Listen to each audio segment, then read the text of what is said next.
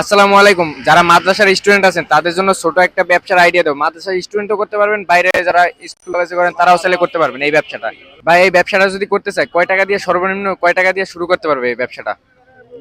ব্যবসা শুরু করার জন্য সর্বপ্রথম শর্ত হলো আমার নিজেকে প্রস্তুত করতে হবে আমার ব্যবসার জন্য। আর টাকাটা বিষয় বড়ই কথা না, আপনি 2-3 হাজার 4 হাজার নিয়ে যতটুকু সমর্থ আছে ওই টাকাটা নিয়ে আপনি যে ব্যবসার উদ্যোগটা নিয়েছেন, আমি আতরের ব্যবসা, আপনি এই আতরটা নিয়ে আপনি বিজনেস শুরু করতে আছেন, তাহলে আপনার কাছে যে পুঁজি আছে 2,000-3,000 এটা নিয়ে আপনি শুরু করতে থাকেন। তাহলে দেখা যাচ্ছে ওইটা থেকে আপনি প্রফিট পাবেন এবং 3,000 টাকা হইলে আপনি শুরু করতে পারেন ভালো হবে।